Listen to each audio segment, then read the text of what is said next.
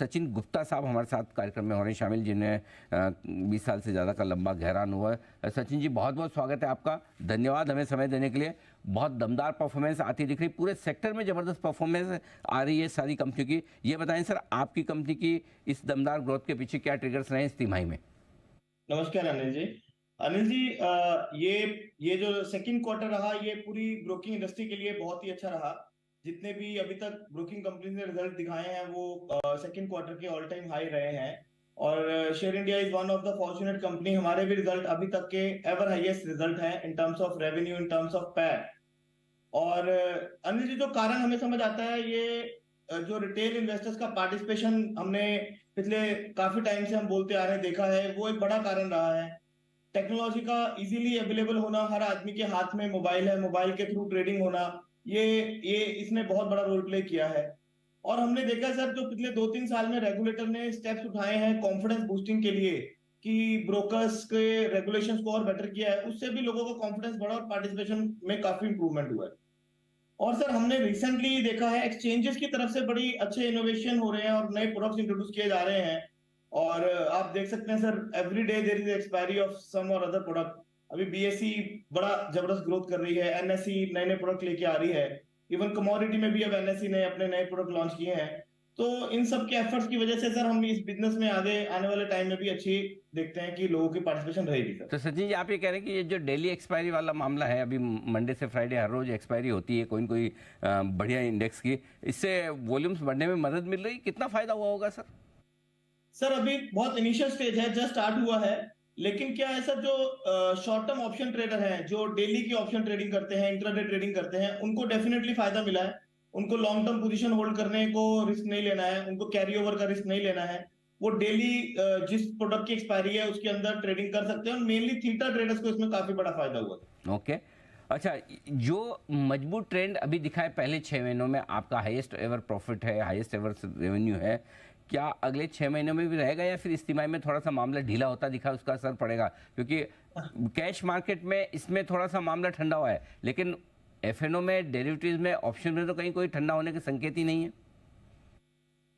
देखिए, आप सही कह रहे हैं सर। अब इनिशियली जिस हिसाब से जियोपॉलिटिकल टेंशंस अपने पीक पे चल रही हैं और अनसर्टेनिटी का माहौल है, तो इसके अंदर मार्केट में वॉलेटिलिटी बढ़ी है। अभी इलेक्शंस भी आने वाले हैं, तो हमें अगले ये पर्टिकुलर इस क्वार्टर के अंदर हमें लगता है वॉलेटिलिटी रहेगी। और बट मेरे को लगता है शॉर्ट टर्म है सर, लॉन्ग टर्म के अंदर ये इम्पैक्ट बड़ा नहीं है। और मुझे लगता है कि अगले 2 क्वार्टर भी अच्छा रिजल्ट दिखाएंगे।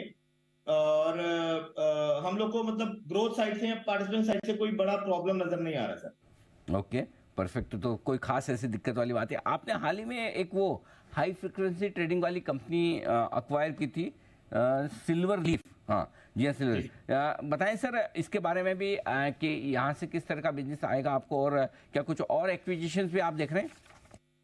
अनिल जी, देखिए, क्या मैनेजमेंट की जो थॉट है वो ये है कि हम लोग को डाइवर्सिफाइड बिजनेस स्ट्रीम क्रिएट करनी है, ताकि हम एक सस्टेनेबल बिजनेस मॉडल बना पाए।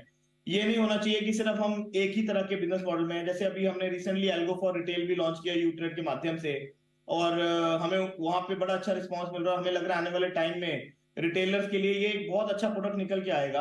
और इसी तरह सर फोकस होता है कि डिफरेंट डिफरेंट स्ट्रीम रेवेन्यू की बनाए और सस्टेनेबल मॉडल बिजनेस का बनाए। तो जो सिल्वर लीफ है सर, ये एक्सपर्ट हैं लो लेटेंसी एचएफटी ट्रेडिंग में। जो मेन हमारा थॉट प्रोसेस था इनके साथ आने का, इनको मर्जर का, अभी कल ही बोर्ड ने इनका मर्जर अप्रूवल दिया है सर। वो ये है कि सर, इनकी एक्सपर्टीज को हम इंटरनेशनल, जो हमारा विजन है कि शेयर इंडिया को हम आने वाले 5 साल में दुनिया के बाकी एक्सचेंजेस में भी हम ट्रेड कर पाए, और वहां पे भी हम लोग जो अपनी स्ट्रेटजीज हैं, अपने तरीके हैं, उससे मुनाफा कमा पाए। तो ये पर्टिकुलर जो कंपनी है, इनके जो प्रमोटर्स हैं, इनका आईआईटी के पढ़े हुए बच्चे हैं, इनका अच्छा बैकग्राउंड है, अच्छा एक्सपीरियंस है, 10 साल से ज्यादा मार्केट एक्सपीरियंस है। हमें लगता है कि इनकी टेक को लिवरेज करके हम लोग दुनिया की दूसरी एक्सचेंजेस में भी काम कर सकते हैं। स्पेशली गिफ्ट का सर बहुत बड़ा रोल इसमें आने वाला है। और गिफ्ट के अंदर जिस हिसाब से आगे ग्रोथ हो रही है, तो ये एक्विजिशन हमें काफी हेल्पफुल रहेगी अपने शेयर इंडिया को इंटरनेशनली प्लेस करने के लिए सर। Okay, perfect. ये बताएं सचिन जी कि आपने अभी हाल ही में एक टैगलाइन दी थी, think algo think share India. आप एल्गो मार्केट में बड़ा ज़बरदस्त काम करना चाहते हैं, क्या कुछ डेटा अभी अवेलेबल है कि एल्गो मार्केट में आपका कितना मार्केट शेयर है? ये जो एल्गो ट्रेडिंग है कितनी फास्ट, कितनी जल्दी से बढ़ रही है, इसके बारे में कोई डेटा है? सर इस तरह का कोई डेटा तो नहीं है हमारे पास, ना ही हमें कहीं एक्सचेंज से डेटा मिलता है। बट हमारी सोच सिंपल है सर कि एल्गो ट्रेडिंग अगर ठीक तरीके से की जाए तो हर किसी को इसका फायदा होना चाहिए। रिटेलर हमेशा इस चीज में पीछे रह जाता है और बड़े ग्रुप्स इसका फायदा लेते हैं। तो हमने उसी सोच को आगे बढ़ाते हुए रिटेलर्स को वेब के जरिए, मोबाइल ऐप के जरिए कोशिश कर रहे हैं कि वो लोग भी एल्गो ट्रेडिंग के माध्यम से अपना शेयर मार्केट में पार्टिसिपेट कर पाए। और अनिल जी, आज भले वो थोड़ा स्लो है या धीरे धीरे लोग समझ रहे हैं, बट हम लोग का ये सोचना है जिस हिसाब से इंडिया में टेक को लेके अडेप्टेबिलिटी दिख रही है, और वो आने वाले समय में सर ये बहुत बड़ा प्रोडक्ट बनने वाला है और ये एक लैंडमार्क प्रोडक्ट बनेगा, लोगों का थॉट प्रोसेस चेंज कर देगा। सर आज से 5 साल पहले हमने नहीं सोचा था कि हमारा गाड़ी का ड्राइवर भी गूगल मैप के जरिए रास्ता देखता हुआ हमें कहीं भी ले जाएगा। तो वो भी एक सपना ही लगता था और वो भी आज सच हुआ, और उम्मीद है ये एल्गो ट्रेडिंग ठीक तरीके से की जाए, ये एक बड़ा सपना है और जो सच हो सकता है। इंटरेस्टिंग बात आपने बोली। तो सर ये बताएं, फिर वो आपने जो यू ट्रेड एल्गो प्लेटफॉर्म जो रिटेल के लिए खोला था, वहाँ किस तरह का रिस्पॉन्स है, किस तरह का बिजनेस है, कैसा ट्रैक्शन कैसा आ रहा है?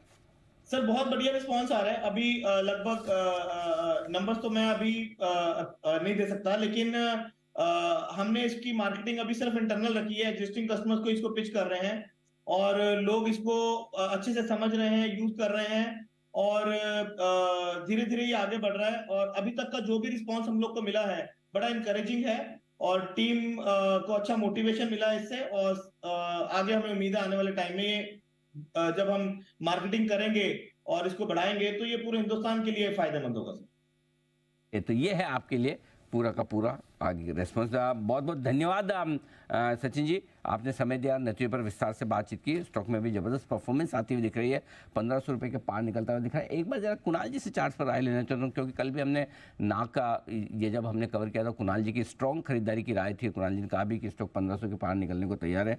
कुणाल जी पहले तो धन्यवाद स्वीकार करें, बहुत अच्छा आपका चार्ट रीडिंग था कल। बताएं सर, अब आगे क्या टारगेट्स रखे जाए, इन्वेस्टर्स के लिए क्या राय है आपकी?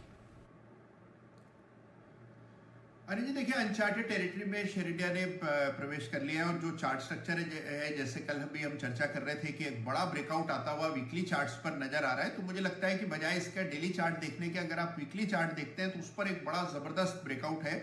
और जिस तरह का वीकली क्लोज अगर मान लीजिए 1500 रुपए के ऊपर आता है तो मुझे लगता है कि 1750 का टारगेट स्टॉक में बनता है। जिस तरह का कंसोलिडेशन इस बड़े ब्रेकआउट के पीछे है, तो मेरी खरीदारी की राय है, तो न केवल शॉर्ट टर्म में, मध्यम अवधि के लिए भी मेरी खरीदारी की राय है। 1750 तक मुझे लगता है स्टॉक बिना रुके जा सकता है। ओहो, 1750। वाह। तो 1600 के तो लेवल अनिल जी आने की तैयारी में 1500 आ गया। 1288 में रिकमेंड किया था, 5 अक्टूबर को ही प्लेयर ऑफ द टूर्नामेंट के लिए ये काउंटर।